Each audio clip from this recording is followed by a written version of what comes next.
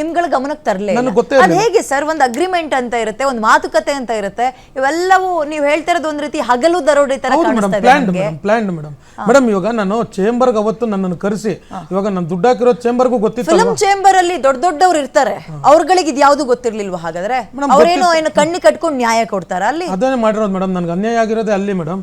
ಇವತ್ತು ನೀವು ಅವತ್ತು ನನಗೆ ಕರೆಸಿ ನನ್ನ ಮುಂದೆ ಕೂಡಿಸಿ ನೀವು ನಕ್ಷತ್ರ ಸ್ಟುಡಿಯೋಸ್ ಇಂದ ಬ್ಯಾನರ್ ಇಂದ ರಾಧಾಕೃಷ್ಣ ಬ್ಯಾನರ್ ಚೇಂಜ್ ಹೆಂಗ್ ಸರ್ ಮಾಡಕ್ಕಾಗುತ್ತೆ? ನಿಮ್ಗಳ ಗಮನಕ್ಕೆ ತರದೆ ನಿಮ್ಮ ಒಪ್ಪಿಗೆ ಮಾಡಿದ್ದಾರೆ ಮೇಡಮ್. ಅದಕ್ಕೆ ಇವತ್ತು ನಾನು ಪ್ರೊಡ್ಯೂಸರ್ಸ್ ಗಳು, ನೀವು ಪ್ರೊಡ್ಯೂಸರ್ಸ್ ಅಂದ್ರೆ ಅನ್ನದಾತರು ಅಂತ ಕರೀತಾರೆ.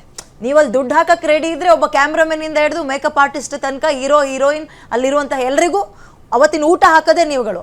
ನಿಮ್ಗಳ ಒಪ್ಪಿಗೆ ಇಲ್ದೆ ಹೆಂಗ್ ಸಾಧ್ಯ ಆಗುತ್ತೆ? ಅಂದ್ರೆ ನವೀನ್ ಅವ್ರು ಹೆಂಗ್ ಒಪ್ಕೊಬಿಡ್ತಾರೆ ಇದನ್ನ? ನವೀನ್ ಅವರು ಒಪ್ಕೊಂಡಿದ್ದಂತಂದ್ರೆ ಅಲ್ಲಿ ಚೇಂಬರ್ ಅಲ್ಲಿ ಒಂದಷ್ಟು ರಾಮಾಯಣ ಆಗುತ್ತೆ. ಸುಮಂತ್ ಅವ್ರು ಬರಬಾರ್ದು ಅಂತ ಹೇಳಿರ್ತಾರೆ. ಸುಮಂತ್ ಅವರು ಚೇಂಬರ್ ಬರೋದಿಲ್ಲ. ಫೋನ್ ಕಾಲ್ ಇರಲ್ವಾ? ಇಲ್ಲ, ಮಾಡಿಲ್ಲ ಮೇಡಮ್, ನನಗೆ ನಿಜವಾಗ್ಲೂ ಮಾಡಿಲ್ಲ. ನನಗೆ ಪ್ರೂಫ್ ಕೊಡೋಕೆ ಹೇಳಿ ಮೇಡಮ್, ನನಗೆ ಮಾಡಿರೋದು. ಇಲ್ಲಂತಂದ್ರೆ ನನಗೆ ಇನ್ಫಾರ್ಮೇಶನ್ ಇದೆ ರಾಧಾಕೃಷ್ಣ ಬ್ಯಾನರ್ಗೆ ಹೋಗಿರೋದು. ನಿಮ್ಮ ಇನ್ವಾಲ್ವ್ಮೆಂಟ್ ಯಾವಾಗಿಂದ ಸಿನಿಮಾದಲ್ಲಿ ಕಡೆಗಣಿಸಿದ್ರು? ನಿಮ್ಮ ಇನ್ವಾಲ್ವ್ಮೆಂಟೇ ಇಲ್ಲ ಅಂತ ನಿಮ್ಗೆ ಅನ್ಸೋಕೆ ಯಾವಾಗಿಂದ ಶುರುವಾಯಿತು? ಮೇಡಮ್ ಶಿವಮೊಗ್ಗ ಶೆಡ್ಯೂಲ್ ಆಯಿತು, ಇಲ್ಲ 1-2 ವರ್ಷ ಇಲ್ಲಿಲ್ಲ. ಮತ್ತೆ ನನ್ನ ಇನ್ವಾಲ್ವ್ಮೆಂಟು ನನ್ನ ಸ್ಟೇ ತಂದ ಮೇಲೆನೆ ಮತ್ತೆ ನನ್ನ ಇನ್ವಾಲ್ವ್ಮೆಂಟ್. ನೀವು ಪೂರ್ತಿ ಸಿನಿಮಾ ರೆಡಿ ಆದ್ಮೇಲೆ ಸ್ಟೇ ತಂದ್ರ ರಿಲೀಸ್ ಆಗೋದು ಬೇಡ ಅಂತ? ಇಲ್ಲಾಂದ್ರೆ ಸಿನಿಮಾ ಇನ್ನೂ ಮುಂಚೆಯೇ ರಿಲೀಸ್ ಆಗ್ತಾ ಇತ್ತು? ಹೌದು, ಆಗ್ತಿತ್ತು. ಓಕೆ, ನೀವು ಸ್ಟೇ ತಂದ ಮೇಲೆ ಏನಾಯ್ತು? ನಾನು ಸ್ಟೇ ತರ್ತೀನಿ ಮೇಡಮ್. ಸ್ಟೇ ತಂದ ಮೇಲೆ ಚೇಂಬರ್ ಕರೀತಾರೆ. ಚೇಂಬರ್ ಅವ್ರ ಹತ್ರ ಇವ್ರ ಹತ್ರ ಎಲ್ಲ ಫೋನ್ ಮಾಡಿಸ್ತಾರೆ. ನಾನು ಯಾವುದೇ ಕಾರಣಕ್ಕೂ ಒಪ್ಪಲ್ಲ, ನನಗೆ ಬಿಫೋರ್ ರಿಲೀಸ್ ದುಡ್ಡು ಬೇಕು ಅಂತ ಹೇಳ್ತೀನಿ. ಚೇಂಬರಲ್ಲಿ ಬಿಫೋರ್ ರಿಲೀಸ್ ದುಡ್ಡು ಕೊಡ್ತೀನಿ ಅಂತ ಒಪ್ಕೊಂತಾರೆ ಮೇಡಮ್. ಒಪ್ಕೊಂಡ ಮೇಲೆ ನಾನು ಸುಮ್ಮನೆ ಆಗ್ತೀನಿ. ಎಲ್ಲಿ ಒಪ್ಕೊಳ್ತೀರಿ? ಫಿಲ್ಮ್ ಚೇಂಬರ್ ಅಲ್ಲಿ ಒಪ್ಕೊಂತಾರೆ. ಚೇಂಬರ್ ಅಲ್ಲಿ ಒಪ್ಕೊಂತಾರೆ ಬಿಫೋರ್ ರಿಲೀಸ್ ದುಡ್ಡು ಕ್ಲಿಯರ್ ಮಾಡ್ತೀನಿ ಸುಮಂತ್ಗೆ ಅಂತ ಒಪ್ಕೊಂತಾರೆ. ಒಪ್ಕೊಂಡಾದ್ಮೇಲೆ ಮತ್ತೆ ಕೇಶವ್ ಅವ್ರು ಒಂದ್ ದಿವಸ ಫೋನ್ ಮಾಡ್ತಾರೆ. ಸುಮಂತ, ನೀನು ಬಾರೋ, ನೀನು ಇಲ್ದ್ರೆ ಸಿನಿಮಾ ಇವಾಗ ಎಲ್ಲ ಪೆಂಡಿಂಗ್ಗಳು ಜಾಸ್ತಿ ಇದೆ, ಎಲ್ಲಾರನ್ನೂ ಒಂಥರ ಸಮಾಧಾನ ಮಾಡಿ ಎಲ್ಲ ಸಿನಿಮಾ ರಿಲೀಸ್ ಮಾಡೋಣ ಅಂತ ಹೇಳ್ತಾರೆ. ಸರಿ, ಸಿನಿಮಾ ಒಂದು ಅವರೇ ಕರಿತಾ ಇದ್ದಾರಲ್ವಾ, ಅವ್ರು ಕರೆದಿಲ್ಲ ಅಂದರೆ ನಾನು ಒಂದು ಇದಕ್ಕೂ ನಾನು ಹೋಗ್ತಾ ಇರಲಿಲ್ಲ ಮೇಡಮ್. ಇವಾಗ ಪ್ರೊಡ್ಯೂಸರ್ ಅವರು ಮೇಡಮ್, ನಂದೊಂಥರ ಹೆಂಗೆ ಅಂತಂದರೆ, ನಿಮ್ಮ ಮನೆಗೆ ನೀವು ಕರೆದ್ರೆ ನಾನು ಬರ್ತೀನಿ ಸರ್. ಅದು ಹೆಂಗೆ ಸರ್ ಅವ್ರ ಮನೆ ಆಗುತ್ತೆ? ನೀವು ಹೇಳಿ ಚೆನ್ನಾಗಿದೆ. ಈಗ ನನ್ನ ಮನೆಗೆ ನೀವು ಬರಬೇಕು ಅಂದರೆ ಸರ್ ಬನ್ನಿ ಅಂತ ನಾನು ಕರ್ಕೊಂಡು ಹೋಗ್ಬೇಕು ನಿಮಗೆ.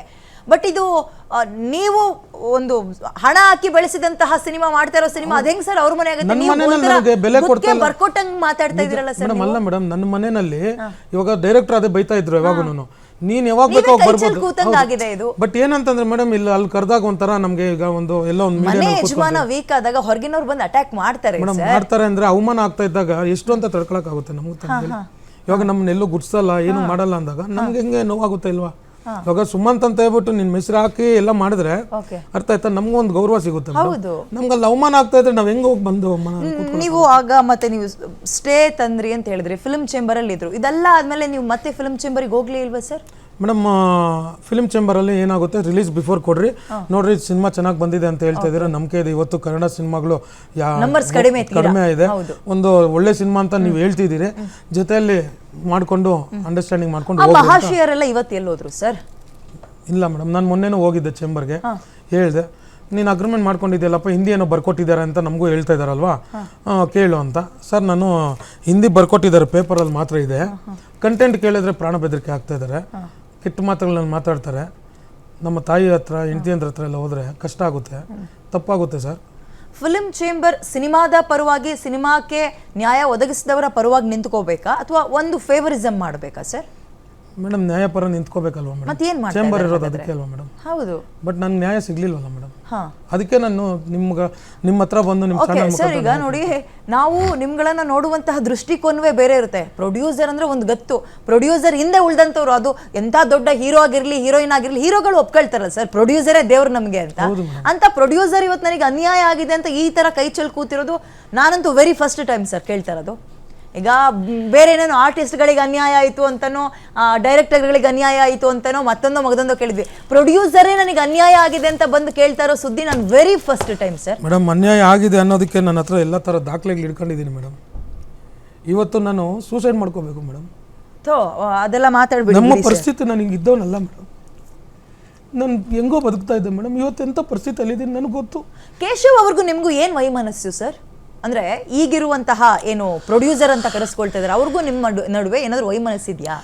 ಏನೂ ಇಲ್ಲ ಮೇಡಮ್, ಅವರು ನಾನು ಚೆನ್ನಾಗೇ ಇದ್ವಿ, ಅರ್ಥ ಆಯ್ತಾ. ಅವ್ರಿಗೆ ದುಡ್ಡು ಕೊಡಬಾರ್ದು ಮೇಡಮ್. ಅವ್ರ ಪ್ರಕಾರ ಏನು ಸಿನಿಮಾ ಲಾಸ್ ಆಗ್ತಾ ಇದೆ, ನಾನೇ ತಿಂದು ತೆಗಬೇಕು ಎಲ್ಲ. ಸಿನಿಮಾ ಲಾಸ್ ಆಗಿದೆ, ಸಿನಿಮಾ ಹಿಟ್ ಆಗಿಲ್ಲ. ಇವತ್ತು ಹಿಟ್ ಆಗಿಲ್ಲ ಅಂತ ಹೇಳೋದಕ್ಕೆ ಯಾರು ಮೇಡಮ್ 25ನೇ ದಿನ ಹೆಂಗ್ ಮುಂದುವರ್ಸ್ಕೊಂಡು ಇಲ್ಲಿ ತನಕ ಬಂದ್ರು? ಅಲ್ಲ ಮೇಡಮ್, ಕರ್ನಾಟಕಕ್ಕೆ ಗೊತ್ತಿದೆ ಸಿನಿಮಾ ಹಿಟ್ ಆಗಿದೆ ಅಂತ ಹೇಳ್ಬಿಟ್ಟು. ಪ್ರೊಡ್ಯೂಸರ್ ಗೊತ್ತಾಗ್ತಾ ಇಲ್ಲ ಸಿನಿಮಾ ಹಿಟ್ ಆಗಿದೆ. ಓಕೆ, ಪ್ರೊಡ್ಯೂಸರ್ ಲೆವೆಲ್ ಎಲ್ಲ ಸ್ವಲ್ಪ ಹೈ ಲೆವೆಲ್ ನಾನು ಕೇಳ್ತಾ ಇರೋದು. ನನಗೆ ಇದ್ರ ಬಗ್ಗೆ ಅಷ್ಟೊಂದು ಆಳ ಜ್ಞಾನ ಇಲ್ಲ, ಹಾಗಾಗಿ ಕೇಳ್ತಾ ಇದ್ದೀನಿ. ರಿಲೀಸ್ ಆದ್ಮೇಲೆ ಎಷ್ಟು ಹಣ ಕಲೆಕ್ಷನ್ ಆಗಿದೆ ಏನು ಅಂತ ಲೆಕ್ಕಾಚಾರ ಸಿಗುತ್ತೆ ಅಲ್ವಾ ಸರ್? ಮೇಡಮ್ ಸಿಗುತ್ತೆ. ಡಿಸ್ಟ್ರಿಬ್ಯೂಟರ್ ಅವರಿಬ್ರು ಒಂದಾಗಿದ್ದಾರೆ. ಡಿಸ್ಟ್ರಿಬ್ಯೂಟರು ಒಂದ್ ಸೈಡ್ ಆಗಿದೆ, ಅವರಿಬ್ರು ಪ್ರೊಡ್ಯೂಸರು ಡಿಸ್ಟ್ರಿಬ್ಯೂಟರ್ ಒಂದಾಗಿದ್ದಾರೆ ಮೇಡಮ್. ಓಕೆ, ಒಂದಾಗಿ ನಮ್ಗೆ ಯಾವುದೇ ತರ ಲೆಕ್ಕಾಚಾರ ಕೊಡ್ತಾ ಇಲ್ಲ. ಡಿಸ್ಟ್ರಿಬ್ಯೂಟರ್ ಪ್ರೊಡ್ಯೂಸರ್ ಏನ್ ಹೇಳ್ತಾರೆ ಗೊತ್ತಾ ಮೇಡಮ್, 3ನೇ ವಾರಕ್ಕೆ ಸಿನಿಮಾ ಚೆನ್ನಾಗಿ ಹೋಗ್ತಾ ಇದೆ, 3ನೇ ವಾರಕ್ಕೆ ಪೋಸ್ಟರ್ ಕಳಿಸ್ಬೋಡ ಆಯ್ತಾ, ಸಿನಿಮಾ ಓಡ್ತಾ ಇಲ್ಲ, ಸಿನಿಮಾ ಚೆನ್ನಾಗಿಲ್ಲ, ಅವರೇ ಹೇಳ್ತಾರೆ, ಅವರೇ ಕೆಟ್ಟದಾಗ ಮಾತಾಡ್ಕೊಂತಾರೆ ಅವ್ರ ಸಿನಿಮಾ ಬಗ್ಗೆ.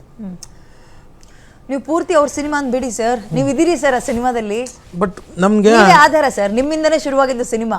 ನೀವುಗಳು ಒಪ್ಪಿರ್ಲಿಲ್ಲ ಅಂತ ಹೇಳಿದ್ರೆ ಎಲ್ಲಿ ನೀವು ಪ್ರೊಡ್ಯೂಸರ್ ಇವತ್ತು ನಾನು ಸಿನಿಮಾ ರಿಲೀಸ್ 1.25 ಕೋಟಿ ಹಾಕಿದೀನಿ, ನನ್ನ ಮನೆ ಸೈಟ್ ಮಾರ್ಕೊಂಡಿದ್ದೀನಿ, ಇದ್ದಿದ್ದೊಂದು ಜಾಗ ಅಂತ ಹೇಳ್ತೀರಿ. ನೀವು ಇಲ್ದಿದ್ರೆ ಸಿನಿಮಾ ಇಲ್ಲ ಆರಂಭ ಆಗ್ತಾ ಇತ್ತು, ಆಗ್ತಿರ್ಲಿಲ್ಲ ಮೇಡಮ್. ಸಿನಿಮಾ ರಿಲೀಸು ಆಗ್ತಿರ್ಲಿಲ್ವಲ್ಲ ಮೇಡಮ್. ನಾನು ಕೈ ಕಾಲು ಇಟ್ಕೊಂಡು ಅವತ್ತು ಹಿಂದಿನ ದಿವಸ ಹಿಂದಿ ಡಬ್ಬಿಂಗ್ ರೈಟ್ಸು ಮತ್ತು ಥಿಯೇಟ್ರಿಕಲ್ ಇಮಿಡಿಯೇಟ್ ಫಸ್ಟ್ ಬಂದಿದ್ದ ಅಮೌಂಟ್ ಎಲ್ಲ ನಿನಗೆ ಕೊಟ್ಟು ಕ್ಲಿಯರ್ ಮಾಡ್ತೀನಿ ಅಂತ ಹೇಳ್ಬಿಟ್ಟು ಒಪ್ಕೊಂತಾರೆ.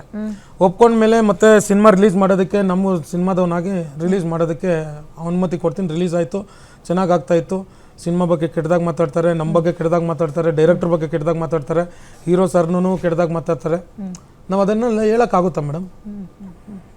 ಈಗ ಈ ಸಿನಿಮಾದಲ್ಲಿ ಪ್ರೊಡ್ಯೂಸರ್ ಆಗಿರುವಂತಹ ಸುಮಂತ್ ಅವರಿಗೆ ಮಾತ್ರ ಅನ್ಯಾಯ ಆಗಿದೆಯಾ? ಸಿನಿಮಾ ಉಳಿದಂಥವ್ರೆಲ್ಲರೂ ಕೂಡ ಅವ್ರವ್ರ ಪೇಮೆಂಟನ್ನು ಇಸ್ಕೊಂಡಿದ್ದಾರಾ? ಇಲ್ಲ ಮೇಡಮ್, ಯಾರಿಗೂ ಪೇಮೆಂಟ್ ಸೇರಿಲ್ಲ ಇಲ್ಲಿ. ಯಾರಿಗೂ ಅಂದರೆ ಮೇಡಮ್ ಯಾರಿಗೂ ಟೆಕ್ನಿಷಿಯನ್ ನೋಡಿ ಮೇಡಮ್, ಡೈರೆಕ್ಟ್ರ್ ಮನೆ ಲೋನ್ ಮಾಡಿ 37 ಲಕ್ಷ ಈ ದುಡ್ಡು ಹಾಕಿದ್ದಾರೆ ಇದಕ್ಕೆ. ಓಕೆ, ಡೈರೆಕ್ಟರ್ ನವೀನ್ ರೆಡ್ಡಿ ಅವರು ಸಹ ಅವ್ರ ಬ್ಯಾನರ್ನಲ್ಲೇ ಶುರುವಾಗಿದೆ. ಅವ್ರ ಬ್ಯಾನರ್ನಲ್ಲಿ ಸಿನಿಮಾ ಶುರುವಾಗಿರೋದ್ರಿಂದ, ಅವರು ಸಿನಿಮಾ ಚೆನ್ನಾಗಿ ಬರ್ತಾ ಇರೋದ್ರಿಂದ 37 ಲಕ್ಷ ರೂಪಾಯಿ ಆಯ್ತಾ ಮೇಡಮ್. ಇವತ್ತು ಅವರು ದುಡ್ಡು ಮಾದೇವ ಸಿನಿಮಾದಲ್ಲಿ ಇನ್ವೆಸ್ಟ್ಮೆಂಟ್ ಆಗಿರೋದು ಆಯ್ತಾ. ಅವ್ರಿಗೆ 15% ಶೇರ್ ಕೊಡ್ತೀವಿ ಅಂತ ಹೇಳ್ಬಿಟ್ಟು ಅಗ್ರಿಮೆಂಟ್ ಮಾಡಿಕೊಟ್ಟಿದ್ರು. ಮತ್ತು ನಮ್ಮ ಕ್ಯಾಮ್ರಾಮನ್ ಬಾಲಕೃಷ್ಣ ತೋಟ ಅವ್ರಿಗೂ ಅಷ್ಟೇ. ಇವತ್ತು ಅವರು ಸೆಂಥಿಲ್ ಟೀಮಲ್ಲಿ ಅವರು ಒಂದು ಬಾಹುಬಲಿ ಮಗಧೀರ ಅಂತ ದೊಡ್ಡ ಸಿನಿಮಾಗಳು ಮಾಡ್ಕೊಂಡು ಬಂದಿರೋಂಥ ಕ್ಯಾಮ್ರಾಮ್ಯಾನು. ನಮ್ಮ ಮಾದೇವ ಸಿನಿಮಾ ಇವತ್ತು ಇಷ್ಟೆಲ್ಲ ಚೆನ್ನಾಗಿ ಮಾಡಿಕೊಟ್ಟಿದ್ದಾರೆ, ಅರ್ಥ ಆಯ್ತಾ. ಆಯ್ತಾ, ಅವ್ರಿಗೆ 30 ಲಕ್ಷ ಪೇಮೆಂಟ್ ಹೇಳಿರ್ತಾರೆ. ಅದನ್ನ ಮತ್ತೆ ಜಗಳ ಮಾಡ್ಕೊಂಡು 20 ಲಕ್ಷ ರೂಪಾಯಿಗೆ ಅಗ್ರಿಮೆಂಟ್ ಹಾಕೊಡ್ತಾರೆ. ಅವ್ರಿಗೆ 1 ರೂಪಾಯಿ ಸೇರಿಲ್ಲ. ಬಾರ್ಗೇನ್ ಮಾಡಿ 30ರಿಂದ 20 ಆಯ್ತು, 20ರಿಂದ 1 ರೂಪಾಯಿನೂ ಇಲ್ಲ. 1 ರೂಪಾಯಿನೂ ಇಲ್ಲ. ಸಿನಿಮಾ ರಿಲೀಸ್ ಆದ್ಮೇಲೆ ಕೊಡ್ತೀನಿ ಅಂತಂದ್ರು. ನೀವು ಹೊರಗಿನವ್ರನ್ನೆಲ್ಲ ಕರ್ಕೊಂಡು ಬಂದಿರ್ತೀರಿ, ಈ ರೀತಿಯ ಗಲಾಟೆಗಳು ಅಂಡ್ ಅವ್ರಿಗೆ ಅನ್ಯಾಯ ಈ ತರದೆಲ್ಲ ಆದಾಗ ನಮ್ ಸ್ಯಾಂಡಲ್ವುಡ್ ಬೆಲೆ ಹೋಗಲ್ವಾ ಸರ್, ಮರ್ಯಾದೆ ಹೋಗಲ್ವಾ ಸರ್?